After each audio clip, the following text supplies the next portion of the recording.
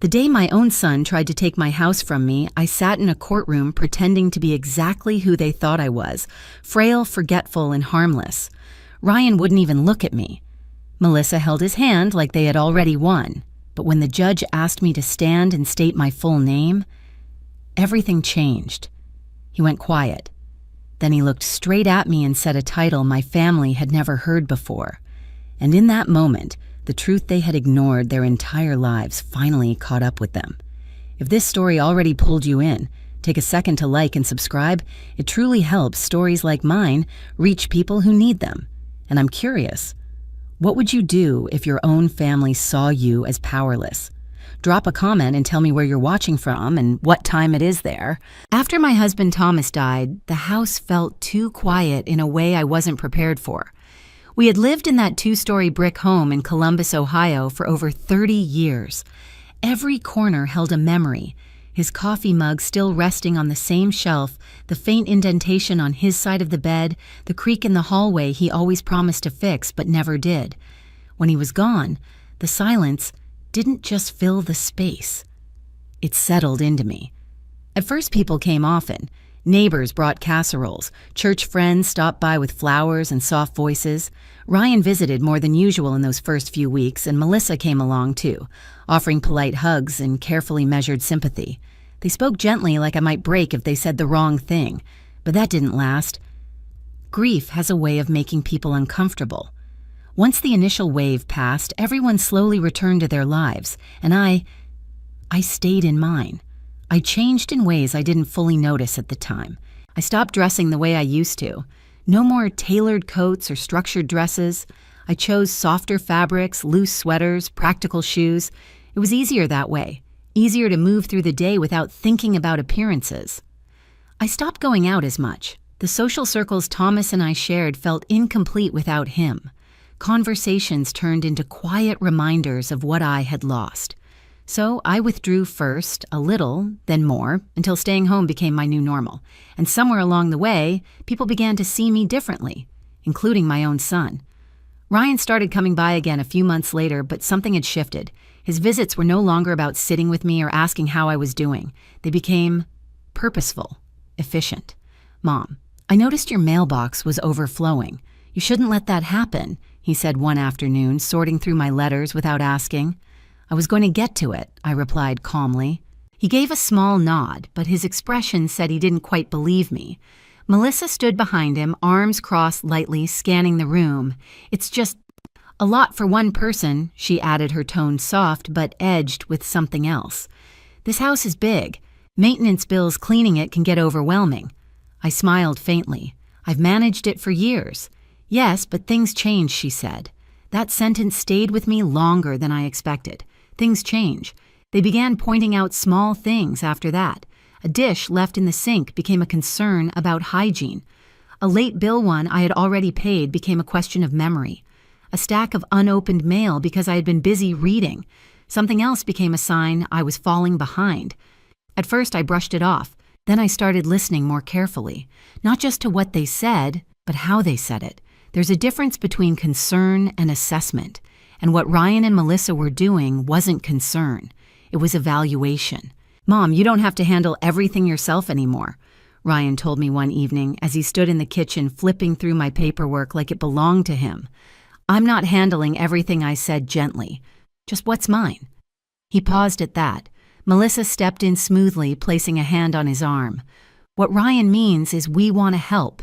Maybe simplify things for you. Make life easier." "Simplify," I repeated quietly. She smiled. Exactly. That word, too, lingered, because I had spent enough years in my life, more than they realized, studying language to know when a word didn't mean what it sounded like. Simplify didn't mean help. Simplify meant reduce, and reduce often meant remove. Still, I didn't challenge them. Not yet. Instead, I did something they didn't expect. I let them believe it. I let Ryan continue organizing my mail. I let Melissa comment on my routines. I let small assumptions go uncorrected.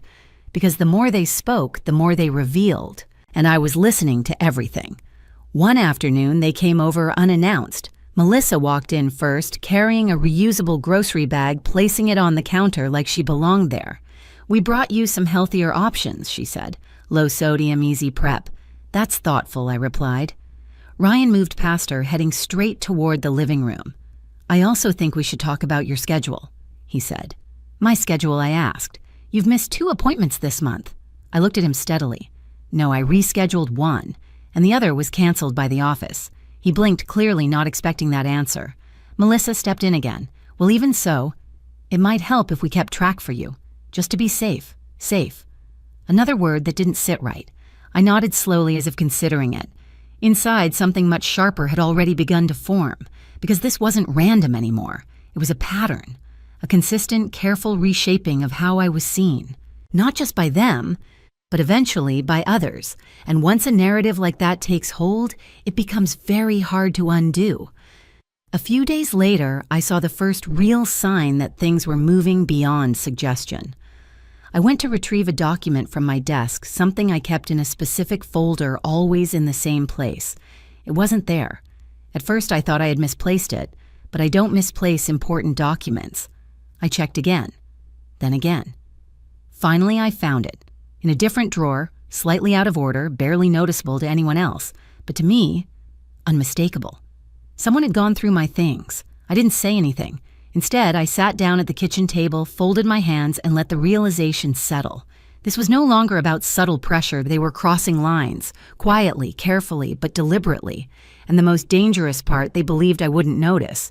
Or worse, that even if I did, it wouldn't matter. That I was too far gone to understand what was happening. I looked around my home, the same home I had built a life in, the same walls that had witnessed decades of love arguments, laughter, and loss. And for the first time since Thomas passed, I didn't feel sad.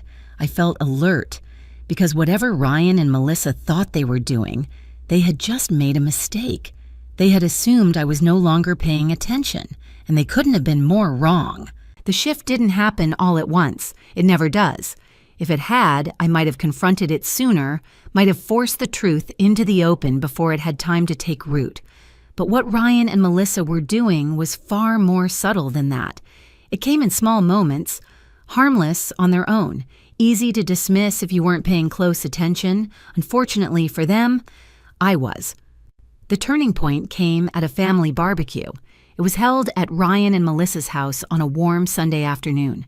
The kind of day that should have felt easy sunlight spilling across the backyard, the smell of grilled meat in the air, laughter drifting from small clusters of relatives who hadn't seen each other in months. I almost didn't go. Crowds had started to exhaust me since Thomas passed, and I knew deep down that something about being there wouldn't feel right. But Lily had called me the night before, her voice bright and hopeful. "Grandma, you're coming right." "Dad said you might not." "I'll be there," I told her. And for Lily, I meant it. When I arrived, Melissa greeted me at the door with a smile that didn't quite reach her eyes. "Grace, you made it," she said, stepping aside. I noticed immediately that she had stopped calling me Mom. It was a small change, but small changes matter.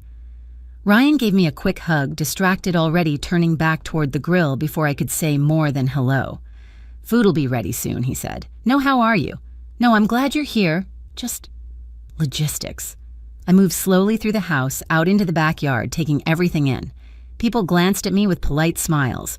A few came over to say hello, but the conversations felt careful, like they were choosing their words too deliberately, like they had already been told something about me. I didn't react. Instead, I sat down in a chair near the edge of the patio and watched.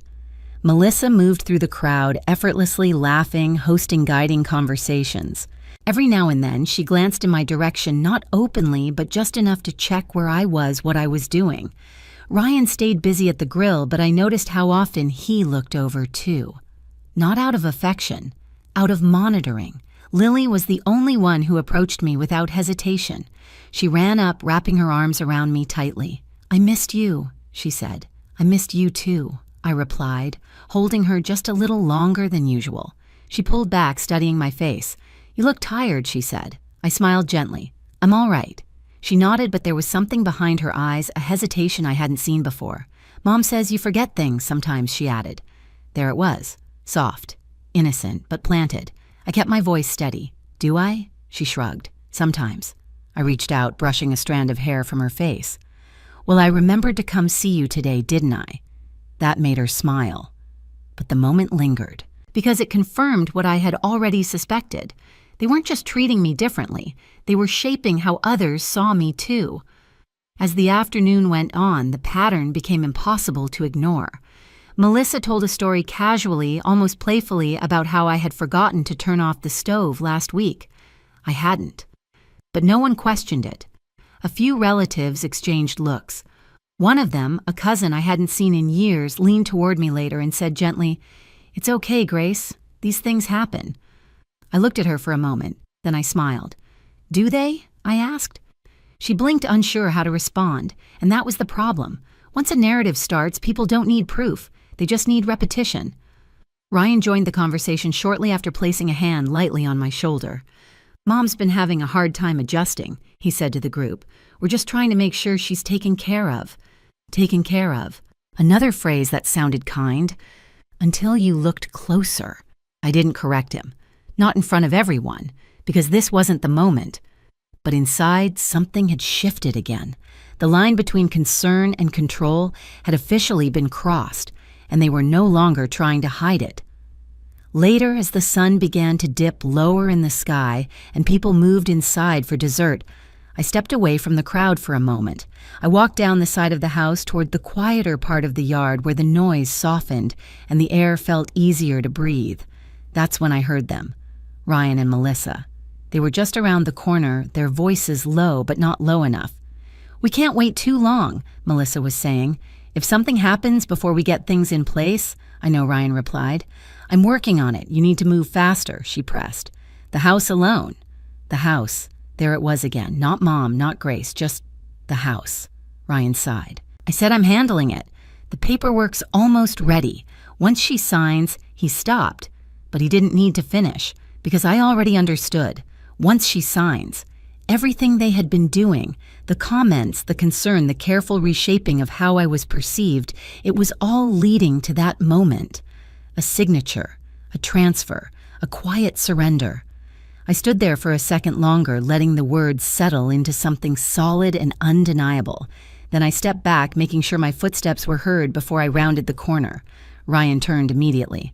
"Oh, Mom," he said, his expression shifting too quickly to be natural. "There you are. We were just talking," I finished for him. Melissa smiled smooth as ever. "We were actually just about to come find you." "I'm sure you were," I said calmly. Neither of them noticed anything different in my tone. Or if they did, they chose to ignore it. We walked back inside together, the conversation shifting to safer topics, laughter filling the space again like nothing had happened. But everything had changed, because now I wasn't just observing behavior, I knew the plan. And more importantly, I knew exactly how far they were willing to go. That night, after I returned home, I didn't sit in silence like I usually did. I didn't let the weight of the day settle into grief or loneliness. Instead, I walked straight to my desk. I opened a drawer, took out a notebook, and began to write. Dates, conversations, exact phrases, every detail I could remember, not because I was afraid, but because I was preparing. Because if Ryan and Melissa thought I was going to quietly sign my life away, they had just made a very serious mistake. They had underestimated me, and people who underestimate you rarely see what's coming next.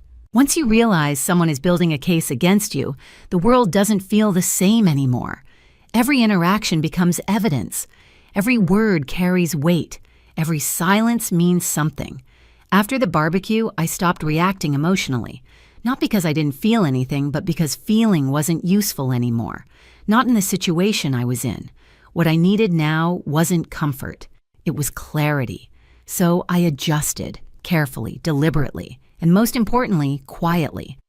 I began paying attention to details I had once ignored, the way Ryan would glance at my hands when I signed anything as if measuring my steadiness, the way Melissa repeated certain phrases in front of others' memory confusion, overwhelmed, like she was planting seeds, the way both of them avoided direct questions about legal documents, always redirecting the conversation into something softer, safer, easier to agree with.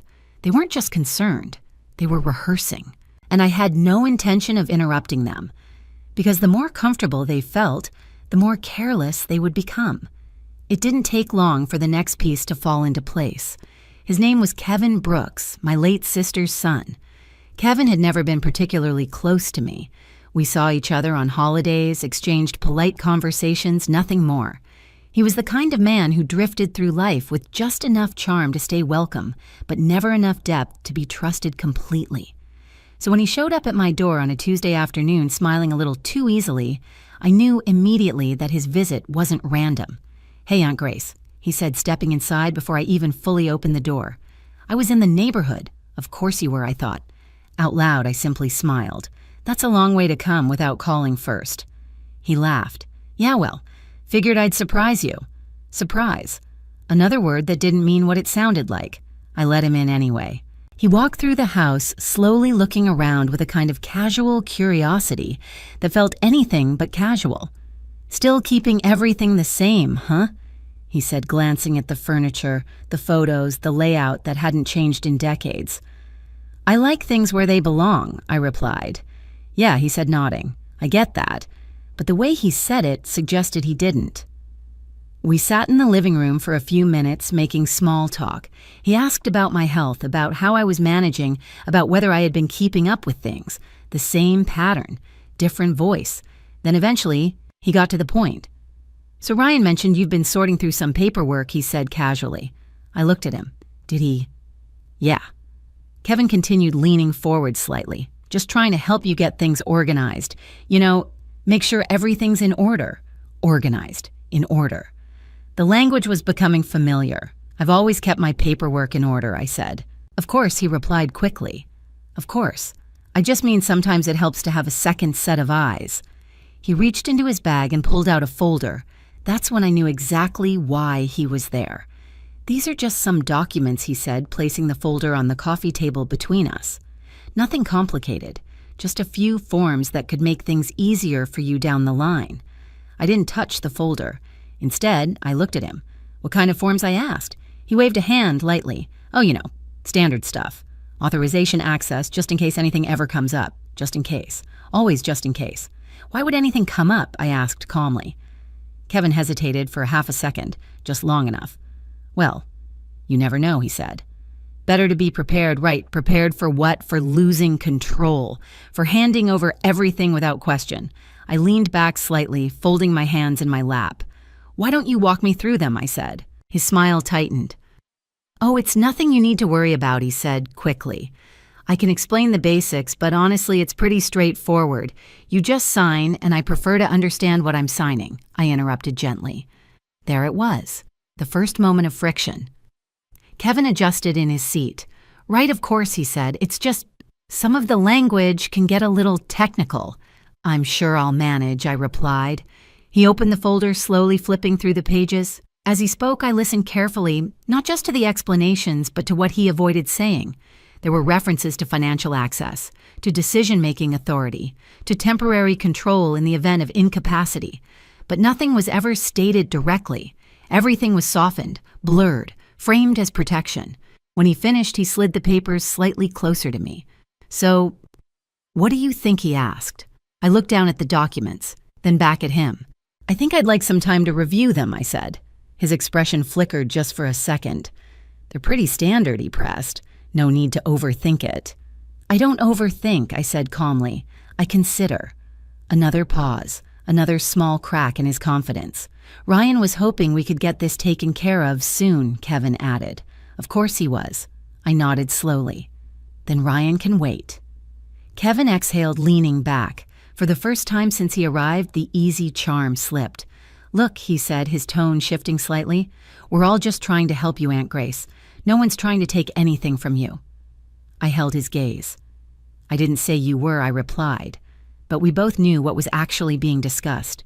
Silence settled between us for a moment, then just as quickly as it had appeared, Kevin's smile returned. "All right," he said, standing up. "Take your time. Just don't take too long." There it was. Not a request, a suggestion, with pressure behind it. I walked him to the door, watching as he stepped outside. "Good seeing you," he said. "You too," I replied. But as I closed the door behind him, the warmth in my voice disappeared. I didn't move right away. I stood there for a moment, listening to the quiet hum of the house. Then I turned. walked back to the living room, and picked up the folder. This time I opened it, carefully, methodically, and as I read through each page, each clause, each carefully worded sentence, a very clear picture began to form. This wasn't about helping me. It wasn't about simplifying anything. It was about control, legal control, structured, documented, enforceable control, and they were closer than I had realized. I closed the folder, slowly placing it back on the table. Then I walked to my desk, opened a drawer, and took out my notebook. I added a new entry: date, time, Kevin's visit, exact wording, documents presented, no assumptions, just facts. Because facts hold weight, and I had a feeling I was going to need every single one. I set the pen down, looked around my home once more, and this time I didn't just feel alert. I felt certain. They thought they were guiding me toward a signature, but what they didn't understand was this: every step they took was bringing them closer to something they were not prepared to face. The meeting was scheduled for a Thursday morning. Ryan called 2 days before, his voice unusually upbeat, almost rehearsed. "Mom, I set up an appointment for you," he said. "Just a quick meeting with a financial advisor. Nothing serious. We just want to make sure everything's in order for you moving forward." I let a small pause hang in the air before answering. "What kind of advisor?" I asked. "Estate planning," he replied quickly. "It's standard. Everyone does it. Everyone. Another word people use when they want something to sound harmless, I see," I said. "It'll make things easier down the road," he added. "Less stress for you. Less stress. Simplify. Safe. Prepared." They were building a vocabulary around me, a language designed to guide me toward agreement without ever asking for it directly. "What time?" I asked. 10 in the morning, he said.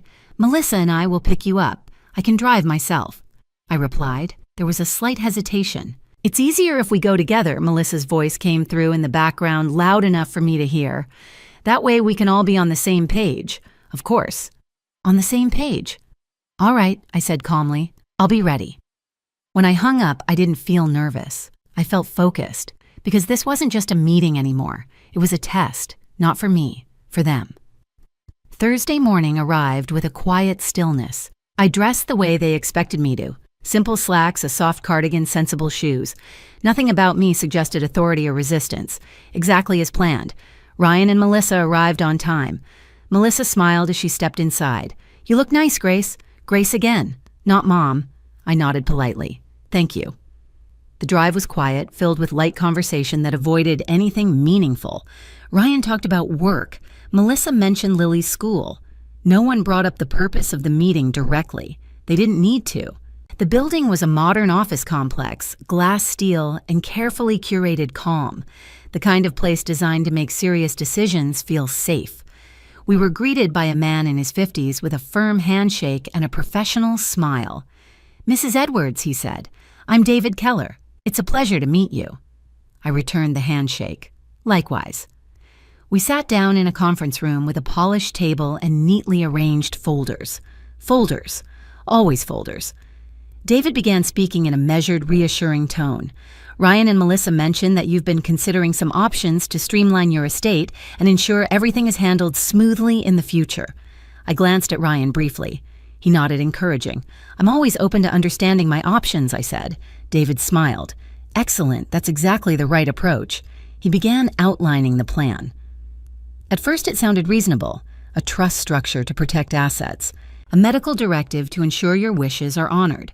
Authorization forms to allow trusted individuals to assist when needed.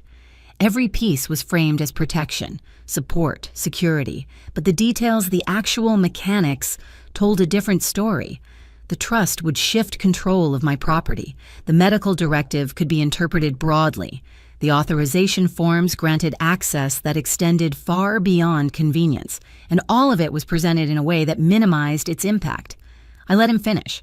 Then I leaned forward slightly. "Can you clarify something for me?" I asked. "Of course," David said. "If I sign these documents," I continued, "what exactly happens to my decision-making authority?" There it was, a direct question. For the first time, the room shifted. David glanced at Ryan and Melissa just for a moment before answering. "Well, technically you would still retain your autonomy," he said carefully. "These structures are simply in place to assist you in case of need." "In case of need," I repeated. "Yes," he said. For example, if there were ever concerns about your ability to manage certain responsibilities, who determines that I asked? Another pause. It would depend on the situation, he said. Typically designated individuals such as my son, I asked. Ryan shifted slightly in his chair. Mom, it's just a safeguard, he said quickly. No one's taking anything away from you. I turned to him. Then why is it structured this way? I asked calmly. Melissa stepped in her tone, soft but firm. Grace, you're overthinking this, she said. It's just about making sure everything is taken care of. I agree, I said. That's exactly what I'm trying to understand. Silence settled again. This time, it lingered longer. David cleared his throat. These are standard documents, he said. They're designed to provide flexibility and protection. Protection for whom I asked. That question didn't have an easy answer. Ryan exhaled, leaning forward. Mom, we're just trying to help you, he said. You don't have to make this complicated. I met his gaze steadily. I'm not making it complicated, I replied. I'm making it clear. For a moment, no one spoke. Then I leaned back, folding my hands again. I'd like copies of everything I said. I'll review them on my own. Melissa's expression tightened. There's really no need to delay, she said. We're all here now. I prefer to review documents before signing them, I interrupted gently. Ryan's patience began to thin. These aren't unusual, Mom, he said. People do this all the time. I'm sure they do, I replied, and I'm sure they read what they sign. Another pause. David stepped in, trying to smooth things over. Of course, he said. You should absolutely feel comfortable with any decision you make. I'll have copies prepared for you. Thank you, I said. The meeting ended shortly after. The tone had shifted. What was supposed to be a simple formality had become something else entirely. As we walked out of the building, Ryan remained quiet. Melissa, however, couldn't hold back. I don't understand why you're making this so difficult, she said as we reached the car. I turned to her. I'm not making anything difficult, I said calmly. I'm asking questions. They've already explained everything, she insisted. Not clearly, I replied. Ryan opened the car door, his movements sharper than before. Mom, we're trying to do what's best for you, he said. And I'm trying to understand what that is, I answered. The drive home was silent, but silence in moments like that says more than words ever could. When we arrived, I stepped out of the car slowly. Ryan didn't come around to help me. Melissa didn't say goodbye. They both stayed in their seats, waiting, watching, as if expecting something. But I gave them nothing. I walked inside, closed the door, and set the folder on the table. This time I didn't hesitate. I opened it immediately. Page by page, clause by clause, every word, every implication. And as I read, one truth became undeniable. This wasn't just preparation. It wasn't just caution. It was a carefully constructed path toward control, legal, gradual, and almost invisible to anyone who wasn't looking closely. I closed the folder slowly. Then I reached for my notebook again. Another entry, another record, another piece of a puzzle that was becoming clearer with every step they took. I set the pen down and looked up. The house was quiet again, but it didn't feel empty. It felt charged. Because now there was no doubt left. Ryan and Melissa weren't just suggesting a future for me. They were trying to decide it, and they believed I would go along with it, that I would sign, that I would trust them, that I wouldn't see what they were doing. But they were wrong, and the next time they pushed, I would be ready. I didn't call Jonathan Reed right away, not because I didn't need help, but because I needed to be certain, completely certain, about what I was stepping into. Once you involve the law, things stop being quiet. They stop being contained, and whatever fragile illusion of family still exists. It breaks. But by the time I finished reviewing every page of those documents, I knew one thing without hesitation. Ryan and Melissa had already crossed a line. They just didn't realize how far. That night, I barely slept. Not from fear, but from clarity. Every conversation replayed itself in my mind. Every word, every glance, every carefully planted suggestion. It all fit now, not as isolated moments, but as a pattern. A deliberate, structured pattern. And patterns like that don't disappear on their own. They escalate. By morning, I made my decision. I reached for my phone and scrolled to a number I hadn't called in years. Margaret Collins, Maggie. She answered on the third ring. Grace. Her voice carried immediate surprise. Is everything all right? I closed my eyes for a brief second. No, I said honestly, it's not. There was no hesitation on her end. Tell me where you are, she said. I'm at home. I'll be there in an hour. She didn't ask questions. That was Maggie. Always direct, always steady, and exactly what I needed. When she arrived, she looked almost exactly the same. Older, yes, but with the same sharp eyes and grounded presence that had once carried both of us through more difficult situations than most people ever face. She stepped inside, took one look at me, and didn't pretend. This isn't just grief, she said. No, I replied. It isn't. We sat at the kitchen table, and for the first time, I told someone everything. Ryan's behavior, Melissa's language, Kevin's visit, the documents, the meeting, the slow, deliberate shift from concern to control. Maggie didn't interrupt. She listened, really listened. And when I finished, she leaned back in her chair, exhaling slowly. They're building a case, she said. I know. Her eyes narrowed slightly. Do they know who they're dealing with? I shook my head. No, I said, they don't. A silence followed. Not uncomfortable, just heavy with understanding. Maggie studied me for a moment longer. Then it's time you stop letting them think you're defenseless, she said. I met her gaze. I never was, I replied. A faint smile touched her lips. No, she agreed. You never were. She reached into her bag and pulled out her phone. There's someone you need to talk to, she said. Who? I asked. Jonathan Reed, she replied. He's good, discreet, and more importantly, he understands cases like this. I considered the name. It didn't mean anything to me yet, but Maggie's judgment always had. Set it up, I said. The meeting was arranged for the following afternoon. Jonathan's office was smaller than the one Ryan had taken me to, less polished, less performative, but there was something else there. Substance. When I walked in, he stood to greet me, his expression professional but attentive. Mrs. Edwards, he said, Maggie speaks very highly of you. That makes one of us, I replied lightly. He smiled faintly, gesturing for me to sit. Why don't you start from the beginning, he said. So I did. Again. But this time I didn't soften anything. I laid out the facts exactly as they were. The timeline, the language, the documents, the patterns. And when I finished, Jonathan didn't respond immediately. He leaned back, fingers, steepled eyes focused not on me, but on the structure of what I had just described. Finally, he spoke.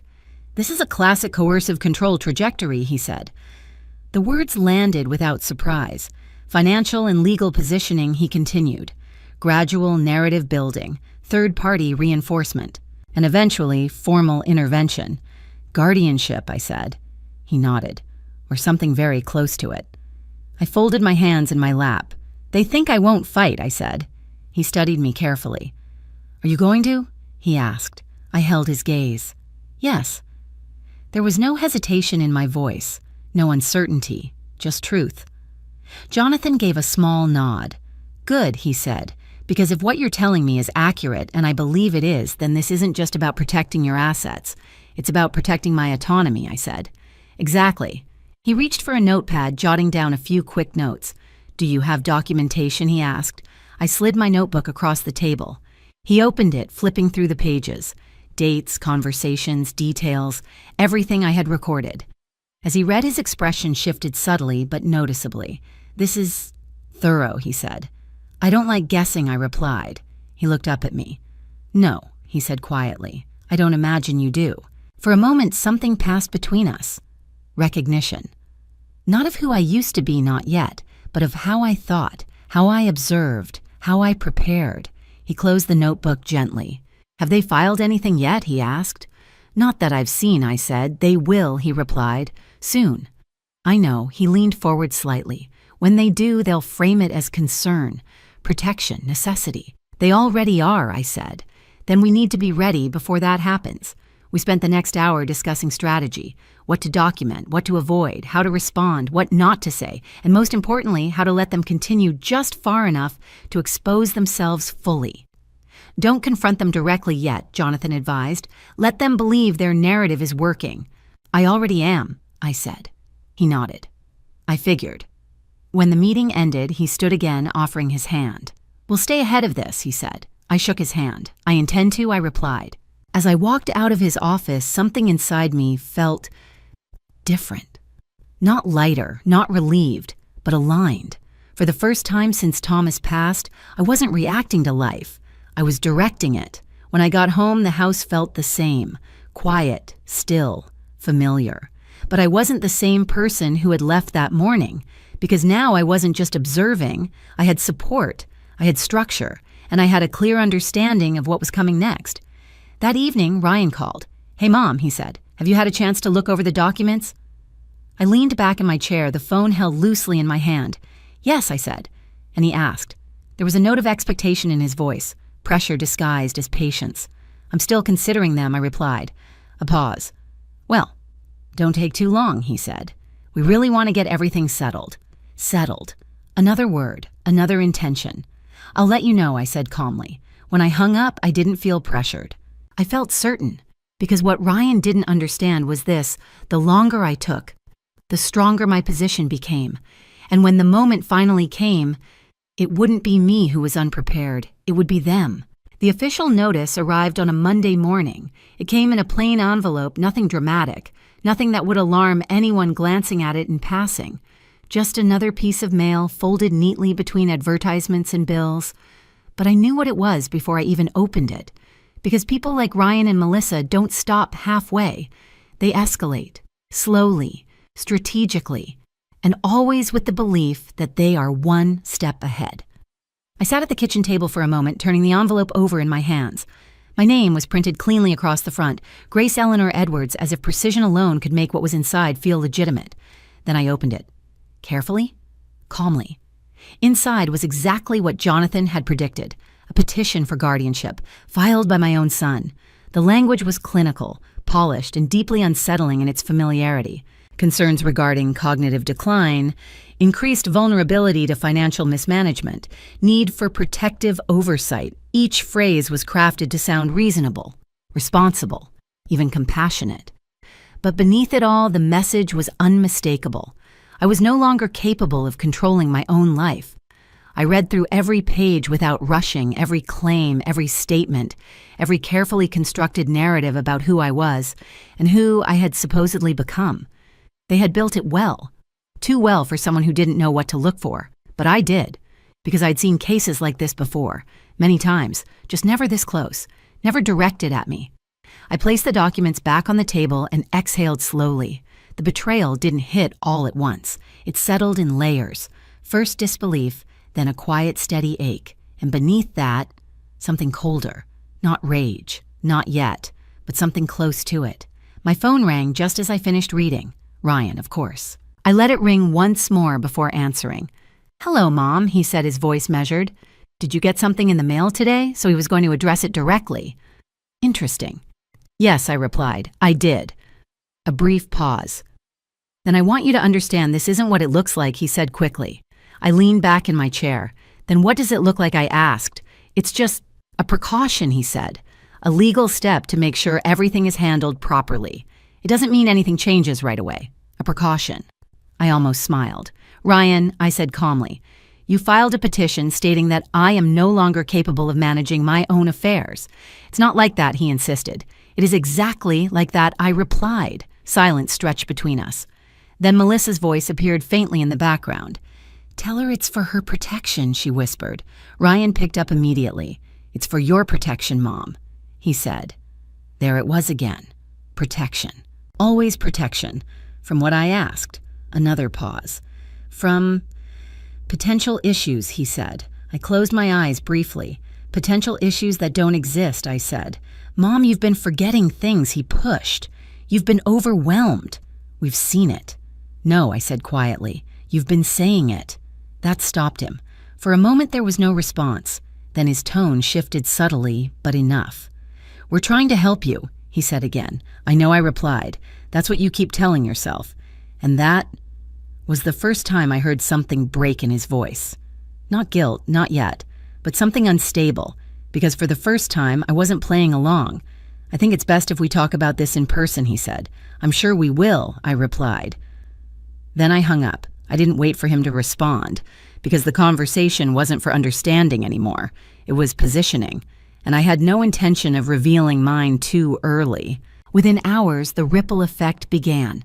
Calls from relatives, messages from people who hadn't spoken to me in months, all carrying the same tone, concern, care. carefully filtered information. Grace, I heard you've been having a tough time. We just want to make sure you're okay. Ryan is doing what any good son would do. It was almost impressive. The speed, the consistency, the way the narrative had already spread. I answered politely, said very little, and listened, because every conversation confirmed the same thing. Ryan and Melissa hadn't just filed paperwork, they had prepared the ground for it. By the time the legal action began, people were already primed to believe it. That's how these things work, not through force, through perception. That afternoon I called Jonathan. They've filed, I said. I expected as much. He replied, how are you holding up?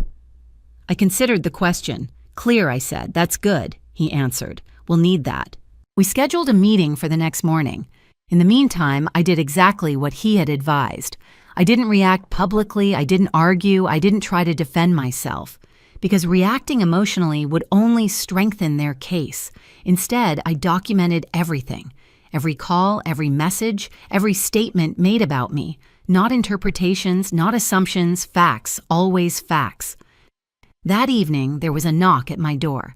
I didn't need to look to know who it was. Ryan stood there when I opened it. Alone. Melissa wasn't with him. That told me something immediately. Can I come in? He asked. I stepped aside. He walked in, slowly looking around the house like it was already something he was responsible for. We sat in the living room. For a moment, neither of us spoke. Then he exhaled. I didn't want it to go this way, he said. I watched him carefully, but it did. I replied. He nodded. I need you to understand, he continued. I'm trying to protect you. This isn't about taking anything from you. I leaned forward slightly. Then why does every step you've taken move control away from me and toward you? I asked. He didn't answer immediately, because there was no clean answer. I'm your son, he said finally. It's my responsibility. To take over my life, I asked. To make sure you're safe, he said. Safe. That word again. I held his gaze. I was safe before this, I said. He looked away, and in that moment I saw it. Not confidence, not certainty, but doubt. Small, fragile, but real, because somewhere beneath the narrative he had built, a part of him knew. This wasn't about protection anymore. It hadn't been for a while. You don't have to fight this, he said quietly. We can make it easy. Easy. I almost laughed. Easy for who, I asked. He didn't answer. Because he couldn't. After a moment he stood.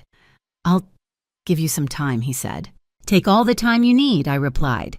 He hesitated at the door. Then without turning back, he said, I'm doing this because I care. And then he left. I stood there for a long moment after the door closed, listening to the silence, feeling the weight of everything that had changed, because now there was no ambiguity left, no uncertainty, no room for interpretation. This was no longer a family misunderstanding. It was a legal battle, and Ryan had already chosen his side. The only question left was whether he had any idea who he was actually up against. Because the truth was, he wasn't just challenging his mother. He was stepping into something far bigger than he understood. And by the time he realized it, it would already be too late. There is a moment in every battle when you stop asking why and start remembering who you are. For me, that moment came the night after Ryan left my house. I didn't cry. I didn't pace the floor or sit in the dark replaying his words over and over again. Instead, I walked into my study, the one room I had kept mostly unchanged since Thomas passed, and stood in front of the tall wooden bookshelf lining the wall. Most people saw that room as storage, old books, old files, old life, but to me, it was something else. It was a record of who I had been before the world reduced me to someone's mother. My fingers brushed lightly along the spines of books I hadn't touched in years. Case law, legal journals, bound volumes with my name printed quietly along the edges. Gracie Edwards. I pulled one out slowly. The weight of it felt familiar, grounding. I sat down at the desk and opened it. Inside were pages filled with arguments I had once built carefully, relentlessly, with a precision that had taken decades to develop. Cases involving elder exploitation, financial coercion, guardianship abuse, the same patterns I was now living through. Except back then, I had been the one fighting from the outside, protecting people like me, or at least, people others believed were like me. I turned another page and another until I found it. An article I had written nearly 15 years ago, a comprehensive analysis of how guardianship laws could be manipulated, how families under the guise of protection could gradually strip individuals of their autonomy through carefully constructed narratives. I remembered writing it. Late nights, stacks of research, arguments sharpened until they could hold up under any scrutiny. At the time, it had been considered influential, cited in multiple cases, discussed in academic circles, even referenced quietly in judicial opinions. But none of that had mattered to Ryan or Melissa because they had never asked. They had never wanted to know who I was beyond what I gave them. Meals, support, stability. They had seen me as a role, not a person. And when Thomas died, that role became smaller, simpler, easier to control. I leaned back in my chair, the paper still open in front of me, and for the first time in years, I allowed myself to remember everything. I had not always been quiet. I had not always been overlooked. There was a time when my name carried weight in rooms far more intimidating than a family gathering, when people listened carefully to what I said, not because they felt obligated, but because they understood the consequences of not doing so. I had argued cases that shaped outcomes, advised on frameworks that changed how vulnerability was defined and protected. I had stood across from people far more dangerous than Ryan and Melissa, and I had not backed down. But then life changed. Thomas, our marriage, the decision to step away, not because I couldn't continue, but because I didn't want to live in that constant state of conflict anymore. I chose something quieter, something softer, and over time, people assumed that softness meant weakness, that stepping away meant losing what I once had. They were wrong. I hadn't lost anything. I had simply stopped using it until now. I closed the book gently and rested my hands on the desk. The room was silent, but inside me something had shifted. Not dramatically, not explosively, but definitively, because now this wasn't just about protecting my home. It wasn't even just about defending myself. It was about something deeper. Identity, dignity, truth. Ryan and Melissa believed that they were building a case against an elderly woman who had become confused, overwhelmed, and dependent. But what they were actually doing was recreating a scenario I had spent years studying, dissecting, and dismantling. They were following a pattern I knew better than they did, better than most people did, and that was their greatest mistake. The next morning, I returned to Jonathan's office. This time I brought more than notes. I brought context. He noticed it immediately. "You look different," he said as I sat down. I remembered something I replied. He tilted his head slightly. "What's that, who I used to be?" I said. There was no arrogance in my voice, just clarity. He studied me for a moment longer than usual, then nodded. "Good," he said. "We'll need that." I placed the folder on his desk, copies of the article, relevant case references, and excerpts from my previous work. "I want you to understand the framework they're using," I said. He opened the folder, scanning the pages.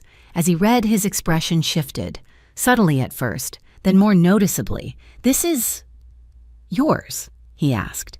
"Yes." He flipped another page. "And this was cited in the Carter vs. Mills case." "Yes." He leaned back slowly, processing. "I remember this," he said. "I studied this in law school. I didn't respond. I didn't need to, because for the first time, someone in this situation truly understood the scale of what Ryan had unknowingly set into motion." Jonathan closed the folder carefully. "Do they know?" he asked. "No," I said. He exhaled softly, almost a quiet laugh. "They have no idea what they've done," he said. "No," I agreed. "They don't." A brief silence passed between us. Then his tone shifted, more focused, more precise. "This changes how we approach everything," he said, "how I asked. We don't just defend," he replied. "We expose." I nodded slowly, because that was exactly what needed to happen. Not emotionally, not dramatically, but structurally. We went over the case again this time with a sharper lens. Jonathan outlined how their narrative could be dismantled, how each claim could be challenged, how their own actions could be reframed as evidence of coercion rather than care. "They've built a story," he said. "Now we show how it was constructed and why I added." He nodded. "And why?" By the time I left his office, the strategy was clear. Not just survival, not just defense, but precision. Because when you understand the structure of something, You don't just react to it, you control it. That afternoon, I received another message from Melissa.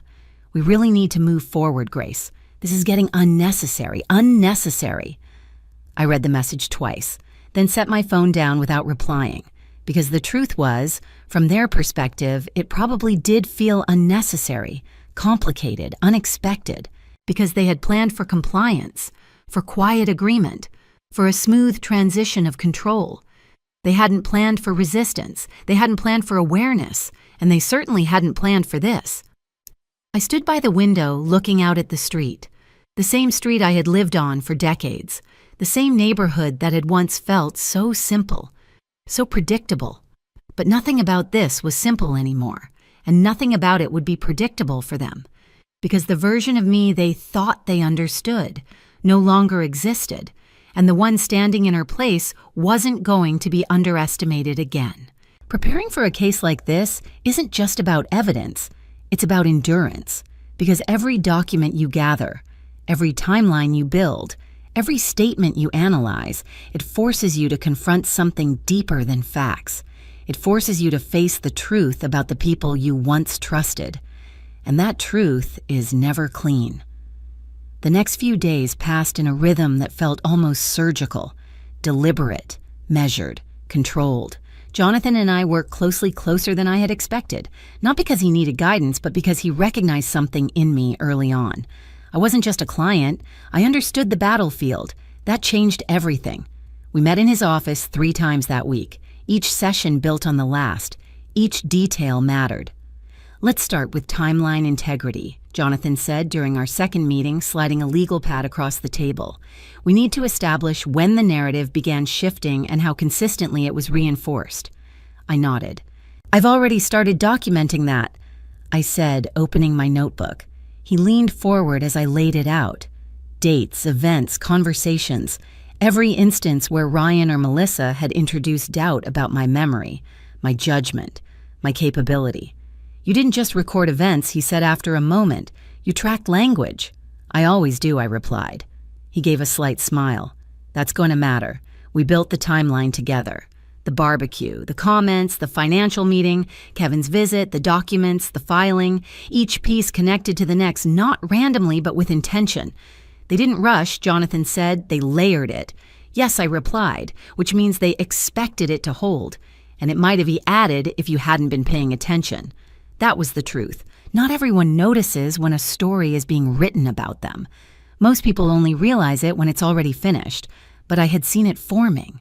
And now, we were rewriting it.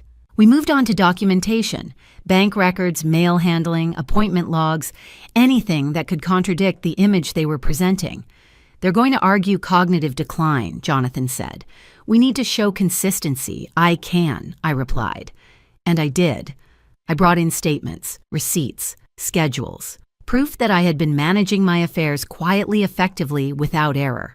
Not perfectly, but competently, which was all that mattered. Still, for every piece of evidence we gathered, there was a cost, because every document that disproved their claims also confirmed something else. They had known, or at least they should have, and they chose to proceed anyway. That realization didn't hit all at once. It crept in, slowly, quietly, until it settled somewhere deep enough that it couldn't be ignored. One evening, after a long day of preparation, I sat alone at the kitchen table with a stack of printed emails in front of me. Messages between Ryan and Melissa, forwarded accidentally from an account Kevin had accessed. Careless, but revealing. "We need to make it look gradual. If we push too hard, she might resist. Once the paperwork is in place, it won't matter." I read those lines more than once. Not because I didn't understand them, but because I did. Completely. There was no misunderstanding here. No miscommunication. No good intentions gone wrong. This was deliberate, planned, and executed with a level of confidence that only comes from believing you won't be challenged. I set the papers down slowly. For a moment I just sat there, not thinking, not analyzing, just feeling. And what I felt wasn't anger. Not yet. It was something heavier. Grief. Because the son I raised, the boy who used to hold my hand when crossing the street, the young man who once asked for my advice on everything. He wasn't sitting across from me anymore. In his place was someone else, Someone who saw me not as a person, but as a position, a step, an obstacle. I closed my eyes briefly, and when I opened them again, the grief was still there, but it had changed.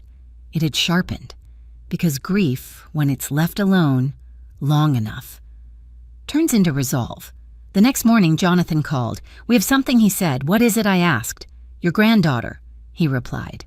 "Lily." I felt something tighten in my chest. "What about her?" She mentioned a conversation she overheard, he said. "Maggie spoke to her briefly, nothing formal, just enough to confirm context." I stood still. "What did she hear?" I asked. Jonathan hesitated for a fraction of a second. "Melissa," he said, "telling someone that once you signed the documents, everything would be locked in." Locked in.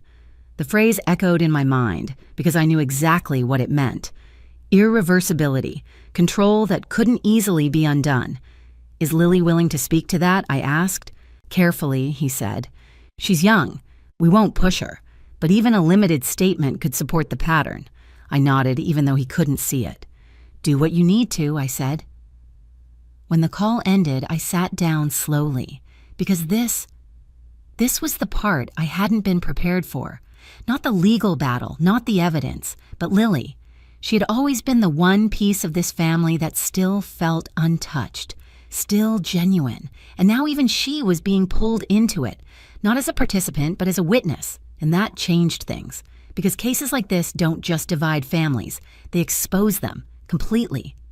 Later that day, I met Jonathan again. We reviewed everything, the timeline, the documents, the statements, the strategy, and for the first time, he leaned back and said something I hadn't expected. "We're in a strong position," he said. I looked at him carefully. "Strong enough?" I asked. He held my gaze.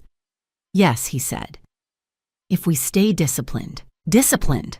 That word mattered because it meant this wasn't over. Not yet. "They're going to escalate," he added. "Pressure, emotion, possibly public perception." "I know," I said. "Can you handle that?" he asked. I didn't answer immediately, not because I didn't know, but because I wanted to be honest.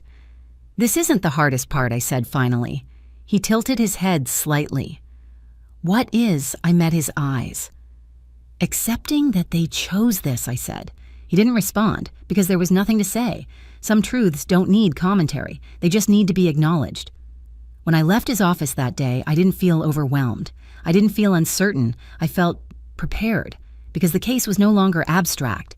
It was structured, defined, grounded in evidence, and most importantly, it was no longer theirs to control.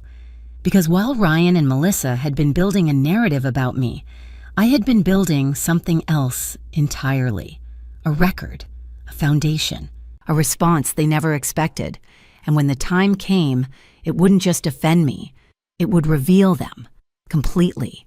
The pressure didn't come all at once. It came in waves, subtle at first, then sharper, then impossible to ignore. By the end of that week, Ryan and Melissa had shifted tactics. They stopped pretending everything was fine, and instead, they started pushing. Harder, more directly, more urgently. It began with Melissa. She showed up at my house unannounced on a Saturday afternoon, her expression carefully arranged somewhere between concern and frustration.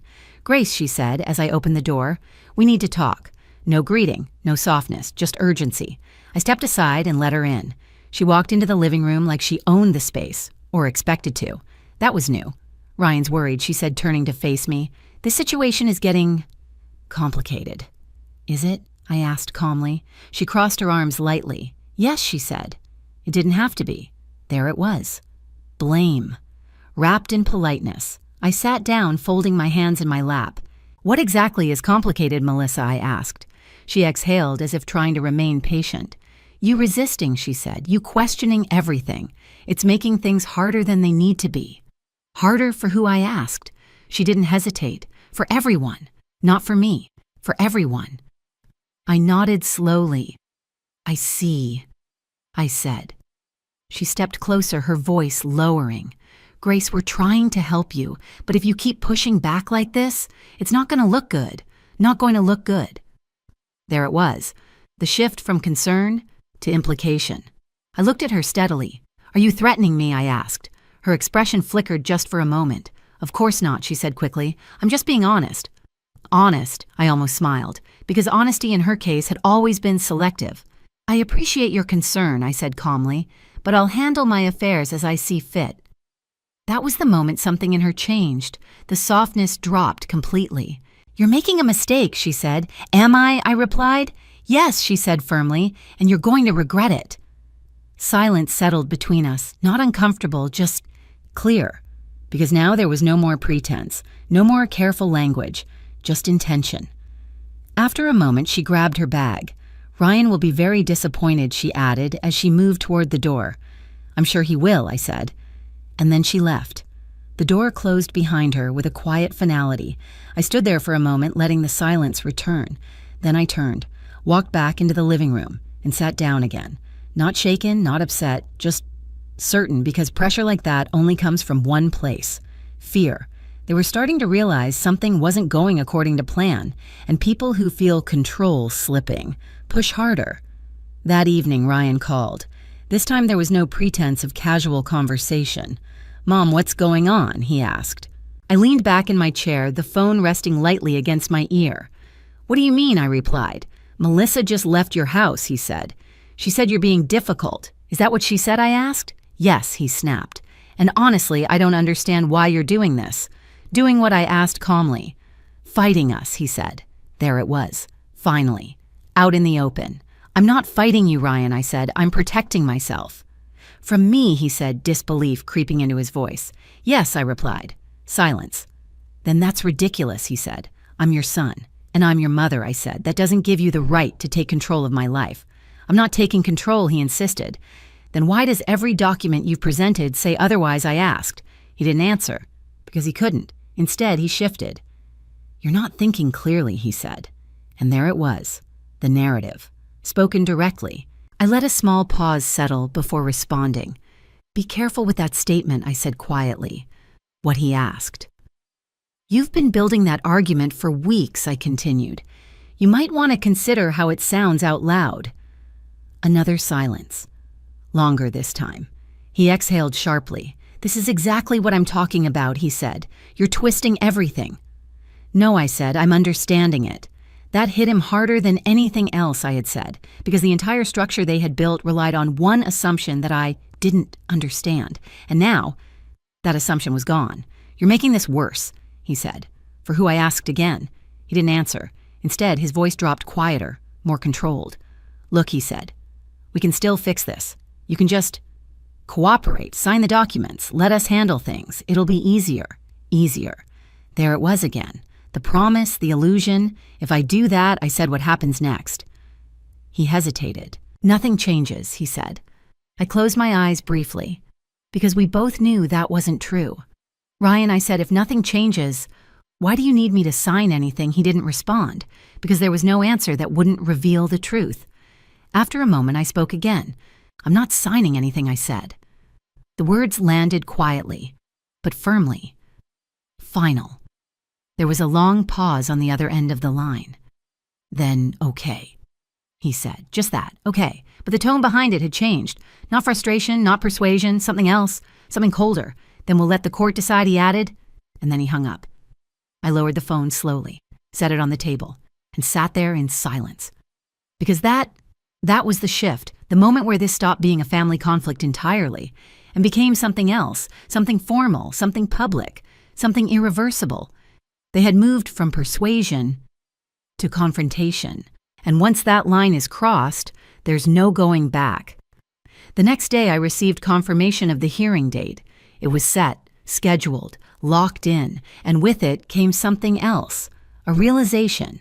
This wasn't just about what had already happened, it was about what was coming next, because in court, narratives are tested, not through emotion, not through assumption, but through structure, evidence, truth. And Ryan and Melissa were walking into that space believing they had already won.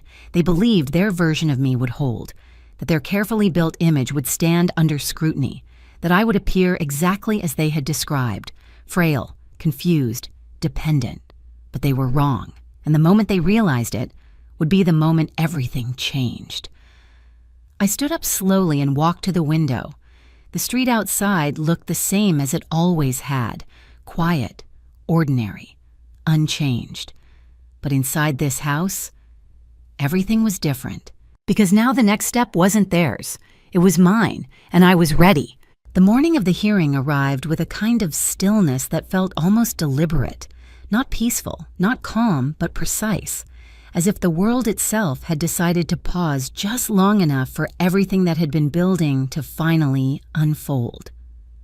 I woke before sunrise, not because I had to, but because I couldn't stay still any longer. There was no anxiety in me, no racing thoughts, no fear clawing at the edges of my mind, just clarity. The kind that comes when every possible outcome has already been considered weighed and accepted. I stood in front of my closet for a moment longer than necessary, not because I didn't know what to wear, but because I understood what it meant. Ryan and Melissa had spent weeks shaping an image of me. Fragile, forgetful, dependent. So that's exactly who I would appear to be. I chose a soft gray cardigan, simple slacks, flat shoes, nothing sharp, nothing commanding, nothing that suggested resistance. Just enough to match the version of me they had presented to the court. Because sometimes, the most effective way to dismantle a narrative is to let it fully form first. Jonathan picked me up just after 8. He glanced at me as I stepped into the car. "You're ready," he said. It wasn't a question. "Yes," I replied. The drive to the courthouse was quiet. Not awkward, just focused. We didn't need to go over the strategy again. We both knew it. We both understood the structure. And more importantly, we both knew the timing. Because today wasn't about proving everything all at once. It was about letting their case unfold until it couldn't hold itself together anymore. The courthouse stood tall and indifferent against the morning light, a place where stories are stripped of emotion and reduced to facts. Or at least, that's what people believe. In reality, courtrooms are about perception just as much as truth. And today, perception was exactly what we were there to challenge. As we entered, I saw them immediately. Ryan, Melissa, Kevin, all seated together, all dressed carefully, controlled, composed, confident. Ryan stood when he saw me. For a brief moment, something flickered across his face. Not guilt, not regret, just uncertainty. Then it was gone. Melissa remained seated, her posture straight, her expression unreadable. Kevin avoided my eyes entirely. That told me everything I needed to know. Jonathan leaned slightly toward me. "Stay steady," he said quietly. "I will," I replied. We took our seats. The room filled slowly. Attorneys, clerks, observers, each person stepping into their role. And then the judge entered. Court is now in session. The words echoed through the room, formal and final. Judge Harold Whitaker took his seat, scanning the room briefly before turning his attention to the case file in front of him. There was no recognition in his expression. Not yet. Good. That meant everything was proceeding exactly as expected. Ryan's attorney stood first, a man in his late 40s, sharp suit, confident posture, practiced voice. "Your Honor," he began, "we are here today out of concern for Mrs. Grace Edwards, whose recent behavior has raised serious questions regarding her ability to manage her own affairs safely. Concern, always concern," he continued, carefully, methodically, presenting the narrative they had spent weeks constructing. He spoke of missed appointments, confusion, financial vulnerability. He referenced conversations, observations, patterns, each point delivered with just enough emphasis to sound credible, just enough detail to feel real. From the outside, it was convincing, very convincing. I sat still, hands folded, eyes forward, exactly as they expected. When he finished, Ryan was called to speak. He stood slowly adjusting his jacket. "I love my mother," he said, and for a moment, that almost broke me, because I wanted to believe it, even now, even after everything. "I'm not doing this to hurt her," he continued. "I'm doing this because I'm worried. She's been struggling, and I don't think she realizes how much help she needs. Struggling help." The words came easily to him now, too easily. Melissa followed, her tone softer, more emotional. "We've tried to support her," she said, "but she's resistant, and we're afraid that if we don't step in now, something worse could happen." Afraid. Worse. The language was flawless, because it was designed to be. Kevin spoke last. Less confident, less polished, but still aligned. "I just think someone needs to look out for her," he said. And that was it. The case as they saw it had been presented, clean, reasonable, concern-driven, exactly the way these situations are supposed to look. Jonathan stood next. His approach was different, quieter, less performative. Your Honor, he said we will address each of these claims in detail. But before we do, we'd like to clarify something fundamental. He turned slightly toward me. Mrs. Edwards, he said, would you please stand and state your full name for the record? The room shifted, subtly but noticeably. I rose slowly, not rushed, not hesitant, just deliberate. And for the first time since the hearing began, every eye in the room turned toward me. I could feel it, the weight of expectation, the assumption, the certainty of who they believed I was. I took a breath, then I spoke. Grace Eleanor Edwards. My voice was steady, clear, unshaken. And then something changed, not in me, in him. Judge Whitaker. His pen stopped, mid-motion, his eyes lifted, and for a moment, he didn't speak. He just looked at me. Longer than necessary. Long enough for the silence to become noticeable. Ryan shifted in his seat. Melissa frowned slightly. Jonathan remained still, waiting, because he knew. He had seen it too. Recognition, slow but undeniable. The judge leaned back slightly, his gaze still fixed on me, and when he finally spoke, his voice was different. Not formal, not detached, but aware. Mrs. Edwards, he said. Another pause. Then would you happen to be Professor Edwards? The words landed like a fracture in the room, small, sharp, and impossible to ignore, because in that moment, everything changed. For a moment, no one moved. Not Ryan, not Melissa, not even the attorney who had just spent the last 20 minutes carefully constructing a version of me that no longer held. The silence stretched not empty, but charged, because something had shifted in a way none of them were prepared for. I remained standing, calm, still, exactly as I had been, but the room no longer saw me the same way. Judge Whitaker leaned forward slightly, his eyes never leaving mine. I want to be certain, he said, his tone measured now, but unmistakably different. Grace Eleanor Edwards, formerly of Columbia Law Review Publications, specializing in elder law and coercive guardianship cases. There was no disbelief in his voice, only confirmation. Yes, Your Honor, I replied, and that was enough. A ripple moved through the courtroom, not loud, not chaotic, but undeniable. Ryan turned toward me slowly, his expression changed. Confusion first, then disbelief, and beneath it, something deeper, something that looked dangerously close to realization. Melissa's posture stiffened, her composure held but barely. Kevin looked like he wanted to disappear entirely. Jonathan didn't move, but I could feel it beside me. The quiet certainty of a strategy unfolding exactly as intended. Judge Whitaker leaned back in his chair, exhaling softly. I thought so, he said. Then he gave a small, almost reflective nod. I studied your work, he added. Your analysis on guardianship manipulation was foundational. The word hung in the air. Foundational. Not helpful, not interesting. Foundational. That wasn't just recognition. That was weight. And suddenly the case was no longer what Ryan's attorney had presented. Because now the judge wasn't just evaluating claims. He was evaluating them through a lens shaped at least in part by me. Ryan's attorney shifted clearly, trying to regain control. Your Honor, he began while Mrs. Edwards may have had a distinguished career in the past.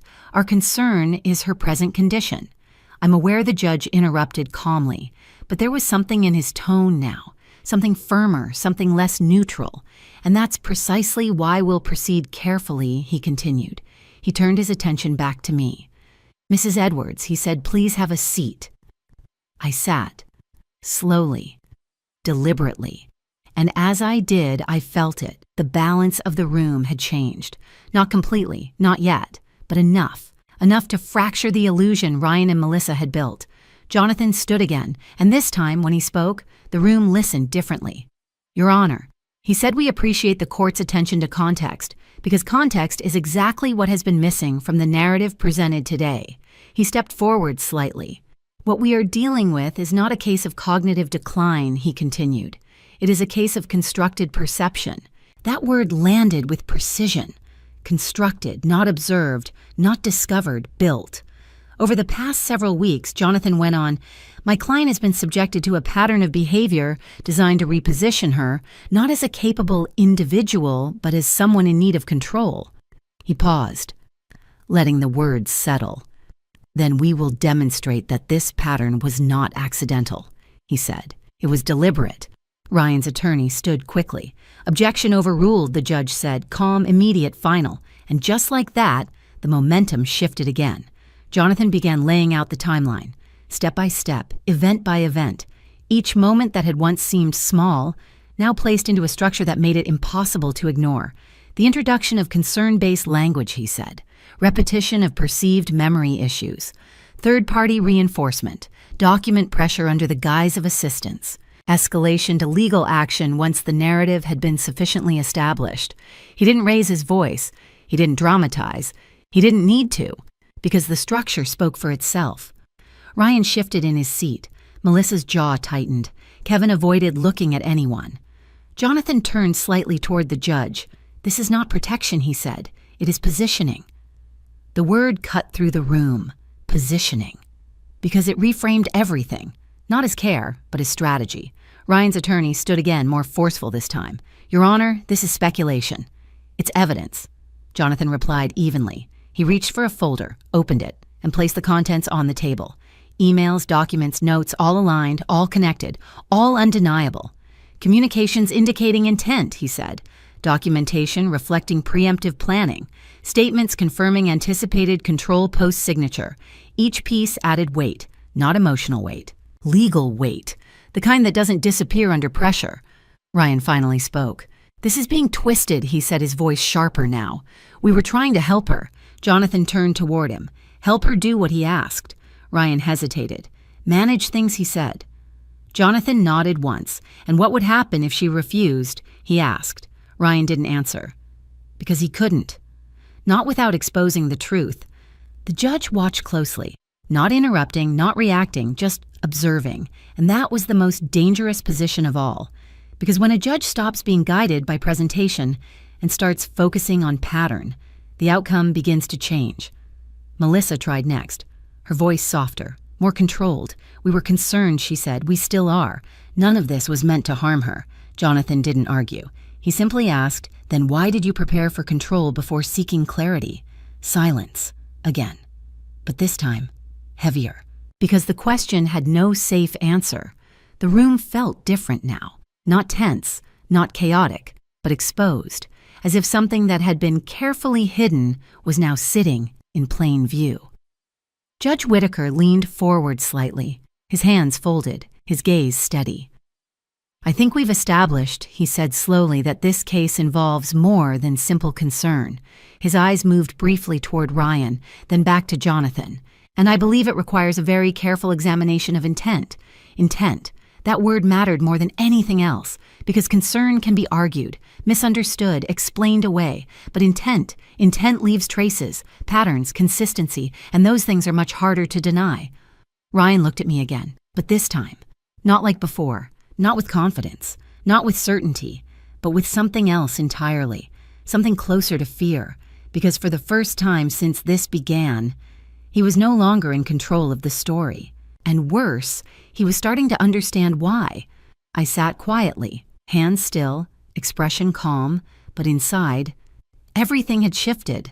Not because the judge recognized me, not because my past had been revealed, but because the truth was finally being seen. Not as they described it, but as it actually was. And that was something they could no longer undo. Once the illusion breaks, it doesn't shatter all at once. It fractures. Slowly, audibly, in ways that can't be reversed. That was the stage we had reached. Not victory, not yet, but exposure. And in a courtroom, exposure is often more powerful than argument. Judge Whitaker sat forward slightly, his attention no longer divided between competing narratives. Now he was focused.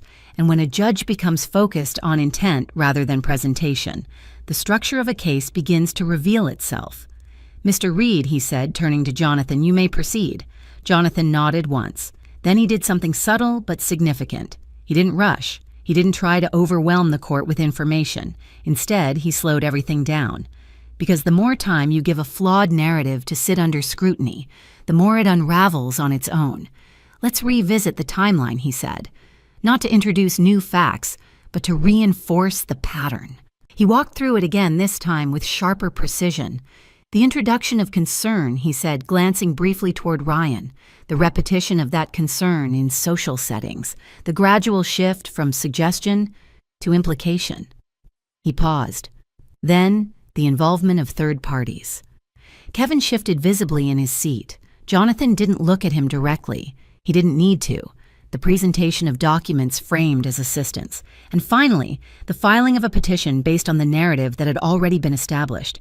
He stepped back slightly, letting the sequence exist in full, uninterrupted, complete. Judge Whitaker's expression didn't change, but his focus deepened. "Mr. Brooks," he said. Kevin froze. "Please step forward." Kevin stood slowly, his movements uncertain. He glanced briefly at Ryan.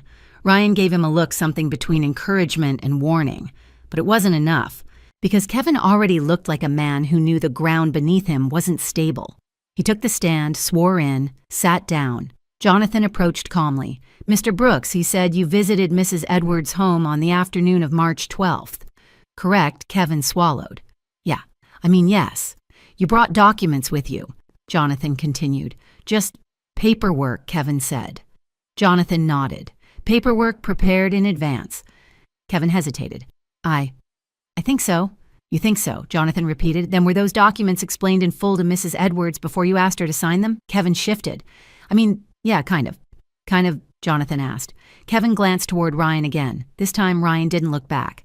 "I explained the basics," Kevin said. "The basics." Jonathan echoed. Then he reached for a document. "Would you consider clauses regarding financial control?" "Basic," he asked.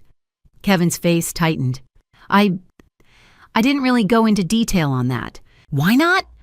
"I didn't think it was necessary." Not necessary, the words hung in the air, because they revealed something far more important than intention. They revealed assumption. Jonathan took a step closer. "Not necessary," he repeated. "Because you believed she wouldn't understand." Kevin didn't answer, but his silence spoke clearly enough. Jonathan turned slightly toward the judge. "No further questions," he said. Kevin stepped down quickly, avoiding eye contact with everyone, especially me, because now the first crack had formed. Not dramatic, not explosive, but undeniable. Ryan's attorney stood immediately, trying to recover ground. "Your Honor, Mr. Brooks is not a legal expert. His interpretation of the documents is not indicative of intent, the judge said, calmly, is not determined by expertise." He leaned forward slightly. "It's determined by behavior." And just like that, the attempt to redirect failed. Melissa was called next. She moved more confidently, more controlled, but not untouched, because now she knew this wasn't going the way they expected. Jonathan approached her the same way, calm, precise, measured. "Mrs. Edwards," he began. "You've stated that your actions were motivated by concern for your mother-in-law's well-being." "Yes," she said firmly, "and that concern developed over time." "Yes." Jonathan nodded. "Can you identify the first instance where you believed Mrs. Edwards was incapable of managing her affairs independently?" Melissa paused. Then, there were several moments, the first one," Jonathan said gently. She hesitated. "I don't remember exactly. That was the problem. Because in a case built on pattern, the beginning matters." Jonathan let the silence sit. Then he asked, "Was it before or after discussions regarding her property began?" Melissa's expression shifted, subtly, but enough. "It wasn't about the property," she said. Jonathan didn't argue. He simply reached for another document. "Would you like to explain this message?" he asked. He read aloud, "Once the paperwork is in place, everything will be locked in." The room went still again. Melissa's composure wavered. "That was taken out of context," she said quickly. "What was the context?" Jonathan asked. She hesitated. "Then we were just planning ahead." Planning ahead. Another phrase. Another layer. Jonathan nodded. "And what exactly were you planning ahead for?" he asked. She didn't answer, because the answer was already clear. Ryan stood suddenly. "This is ridiculous," he said. "We're being painted like criminals for trying to help." Jonathan turned to him. Not confrontational, just steady. "No," he said. "You're being shown as you acted." That hit harder than anything else, because it removed interpretation, removed argument, left only reality. Judge Whitaker raised a hand slightly. "Mr. Edwards," he said, "you'll have your opportunity to speak." For now, please remain seated." Ryan sat, but the confidence was gone, completely, because now he could see it. The structure he had built was being taken apart, piece by piece, without force, without drama, just truth. And truth doesn't need to be loud to be effective. It just needs to be clear. Jonathan returned to the center of the room. "Your Honor," he said, "we've now established 3 key elements." He held up a finger. "Pattern, another; intent, a third; and premature positioning for control." He lowered his hand. "This is not a case of protection," he said. "It is a case of escalation." The word settled heavily, because escalation implies movement, direction, purpose, and none of those things align with concern. Judge Whitaker leaned back slightly, his expression thoughtful now, measured, but no longer neutral. "I've heard enough to understand the structure of this case," he said. His gaze moved briefly across the room, Ryan, Melissa, Kevin, then finally back to me. And for the first time, there was something in his expression that hadn't been there before.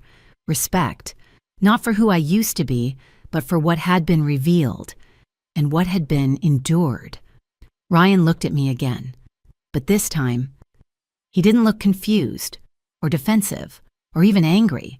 He looked lost, because the version of me he had built in his mind no longer existed, and in its place was someone he had never taken the time to truly know. And that realization, that was the moment he truly lost. Not the case, not the argument, but something far more important. When the hearing ended, the silence didn't feel the same. Before, it had been tense, heavy with expectation, uncertainty, and carefully controlled narratives. Now, it was something else. Aftermath. Not loud, not chaotic, but irreversible. Judge Whitaker didn't rush his decision. He reviewed the documents again, looked over the timeline, considered the testimony, and when he finally spoke, his voice carried a weight that settled into the room with quiet authority. "This court finds no sufficient evidence to support the claim that Mrs. Grace Edwards is incapable of managing her own affairs." The words were clear, measured, final. Ryan exhaled sharply. Melissa's posture stiffened. Kevin stared down at the floor, but the judge wasn't finished. In fact, he continued, "The evidence presented raises serious concerns regarding the intent and conduct of those seeking guardianship." There it was. Not just denial, rebuke, carefully worded but unmistakable. "This court will not be used as a tool for coercive control," he said. The room went completely still, because that sentence did more than close the case. It defined it, publicly, officially, permanently. Ryan didn't look at me. Not at first. He kept his eyes forward, jaw tight, as if holding himself together through sheer force of will. Melissa reached for his hand. He didn't take it. That told me more than anything else. Kevin was already half-turned in his seat, like he was ready to leave before anyone could say his name again. Jonathan leaned slightly toward me. "It's done," he said quietly. I nodded. But I didn't feel what I expected to feel. There was no rush of relief, no overwhelming sense of victory, just stillness. Because winning a case like this doesn't give you back what was lost. It just prevents you from losing more. We stood, slowly, deliberately, and as I turned to leave the courtroom, I felt at eyes. Not curious, not judgmental, but aware. Because now the story had changed. Not the one Ryan and Melissa had tried to tell, but the real one, and people could see it, clearly. Outside the courtroom, the air felt different, lighter, but not easier. Jonathan walked beside me.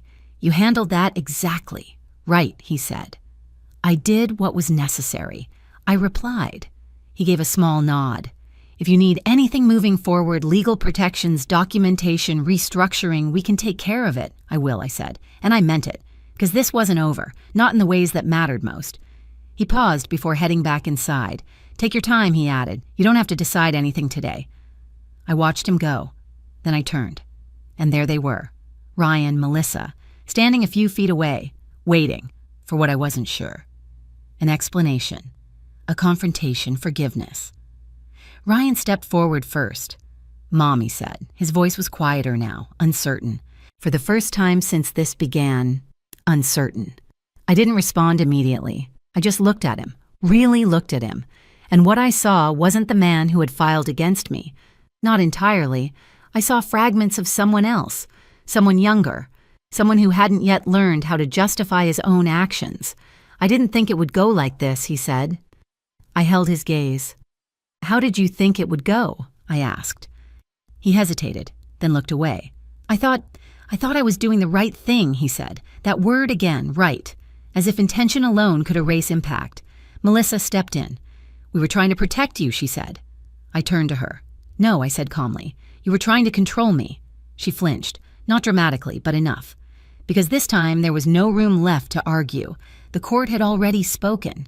Ryan exhaled slowly. I didn't know, he started, then stopped, because whatever he was about to say didn't hold. I didn't know who you were, he finished quietly. There it was. Not just admission, understanding, late, but real. I studied him for a moment. You didn't ask, I said. The words weren't harsh. They didn't need to be, because truth, when it's simple, cuts deeper than anything else. He nodded, slowly. I know, he said. Silence settled between us. Not hostile, not forgiving, just honest. Melissa shifted beside him. What happens now, she asked. I looked at her, then at Ryan, then back at her. That depends, I said, on what Ryan asked. On whether you understand what you did, I replied. He swallowed. I do, he said. I didn't answer. Because understanding isn't proven through words. It's proven through time, through change, through actions that come after the consequences. And that hadn't happened yet. I'm not cutting you out of my life, I said finally. Both of them looked up, but things don't go back to how they were, I continued. Ryan nodded immediately. I understand, he said.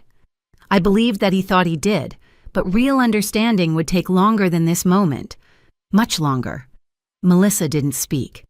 Not this time, because there was nothing left to say. The version of the situation she had controlled no longer existed.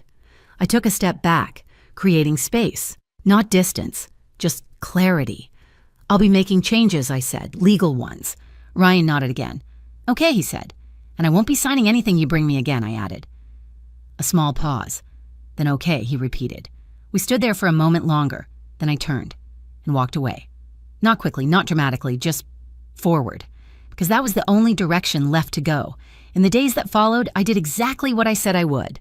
I met with Jonathan again, updated my estate documents, reinforced my legal protections, ensured that no one, no matter their relationship to me, could position themselves the way Ryan and Melissa had tried to. Not out of fear, but out of clarity. Because trust, once broken like that, doesn't rebuild itself automatically. It requires structure, boundaries, intentional distance. Kevin didn't contact me again, not once, which told me everything I needed to know about his role in all of this. Melissa remained silent. And Ryan sent a message. Short, simple, I'm sorry, I read it. Then set my phone down, because apologies are only the beginning. And I wasn't ready to decide what came after. Not yet, but for the first time in a long time. I felt something I hadn't expected to feel again. Not relief, not victory, but control. Not over them. Not over the situation, but over myself, my choices, my life, and that was something no one would ever take from me again. In the weeks after the hearing, life didn't return to what it had been, Dean. It became something else, quieter in some ways, clearer in others, because once a truth like that surfaces once something so carefully hidden is brought into the light, you don't go back to who you were before. You move forward as someone who understands more about others, about yourself, and about what you will and will not allow again. The first thing I did was reclaim my space, not physically, that had never truly been taken, but mentally, emotionally, legally. I met with Jonathan twice more, not out of urgency, but out of intention. We reviewed everything, every document, every clause, every possible vulnerability, and then we closed them, one by one. I want it airtight, I told him. It will be, he replied. We updated my will, reassigned decision-making authority, established clear legal protections that required multiple independent verifications for any future claims regarding my capacity. No assumptions, no shortcuts, no room for interpretation. Anyone who tries something like this again, Jonathan said, will have a very difficult time. That's the point, I replied, because this wasn't about punishment. It wasn't about making Ryan suffer or proving anything to Melissa. It was about ensuring that what had happened could never happen again. After that, I turned my attention to something I hadn't considered in years, my work, not the career I had walked away from, but the purpose behind it. Maggie was the one who brought it up first. You know, she said one afternoon as we sat in my kitchen, there are people going through exactly what you just faced, who don't have your experience. I looked at her. I know, I said. You could help them, she added. The idea didn't feel new.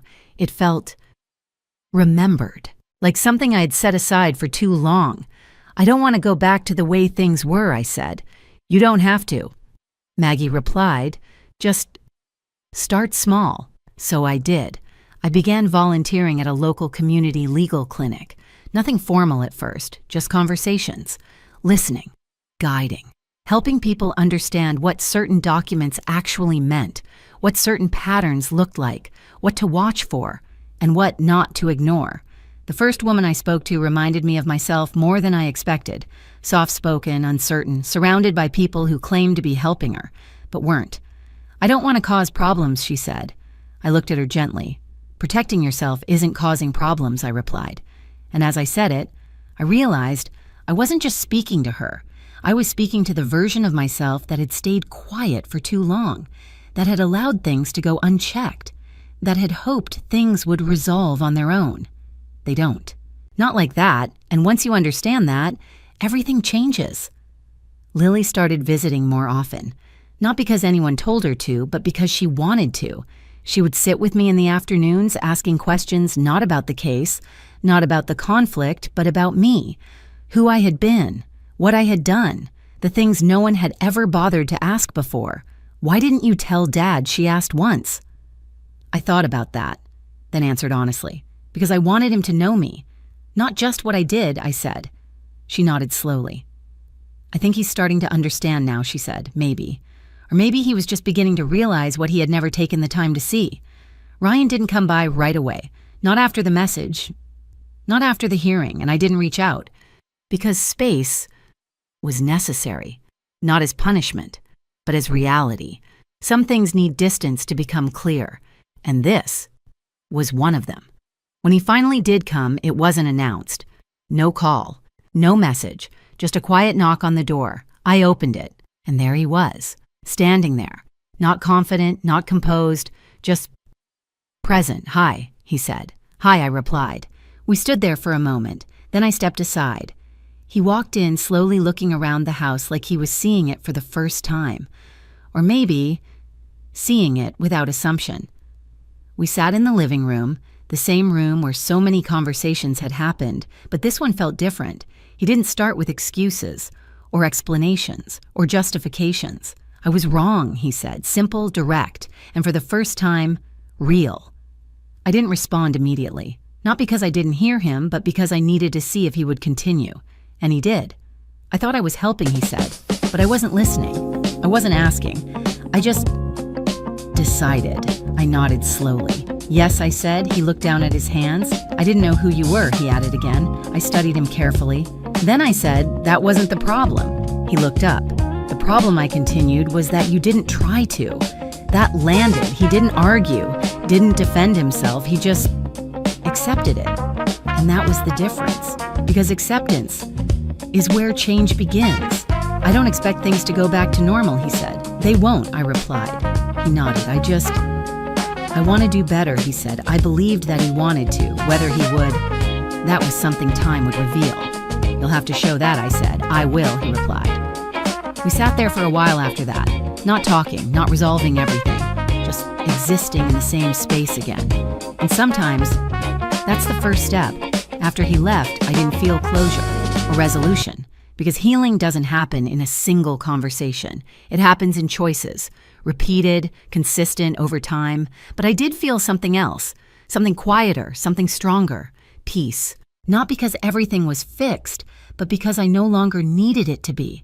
Because I had something more important now, clarity about who I was, about what I deserved, and about what I would never allow again.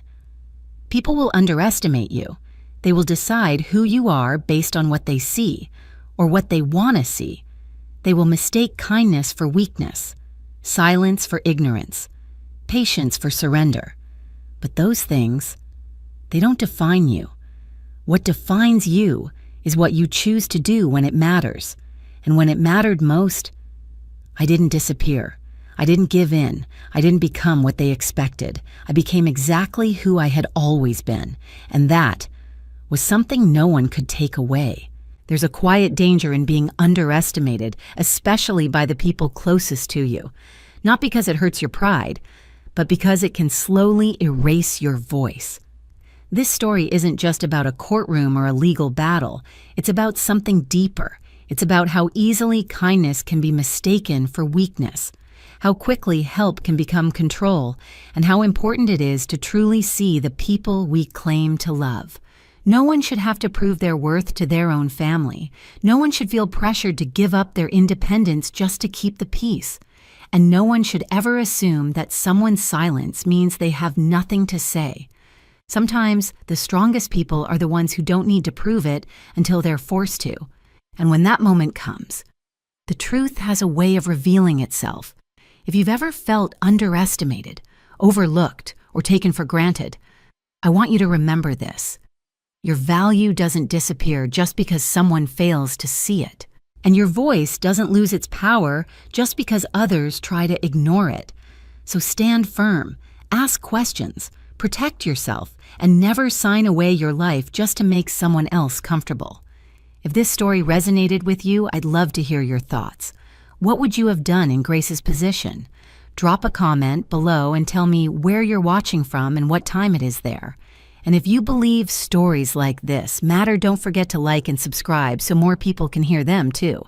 You never know who might need it.